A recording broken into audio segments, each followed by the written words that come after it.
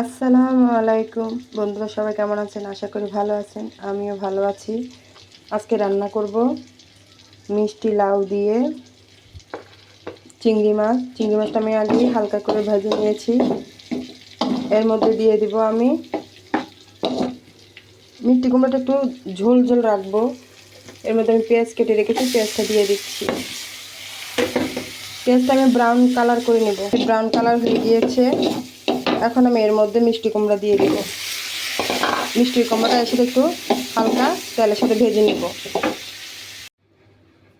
মিষ্টি কুমড়াটা একটু হালকা ভাজা হয়ে গিয়েছে। এখানে আমি হলুদ, মরিচ, জিরা, ধনিয়া, আদা, রসুন পেস্ট করে রেখেছিলাম, সেটা দিয়ে দিচ্ছি। এটা এখন এটার সাথে ভালো করে আমি কষিয়ে নেব। তা আমি হালকা কুসুম গরম পানি দিয়ে দিয়েছি। আমার মিষ্টি কুমড়া লাউ রান্না হয়ে গিয়েছে। চিংড়ি দিয়ে রান্না করেছি। এখন ধনেপাতা দিয়ে দিচ্ছি।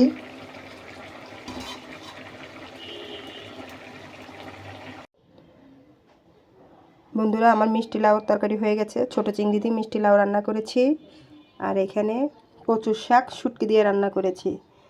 তো আমরা একে অপরের ভালোবাসা দিব, সঙ্গে থাকব, সবাইকে এগিয়ে নিয়ে যাব, হিংসা হানাহানি করব না। সবাই বাসায় ভালো থাকবেন, সুস্থ থাকবেন, নিরাপদে থাকবেন। আল্লাহ হাফেজ।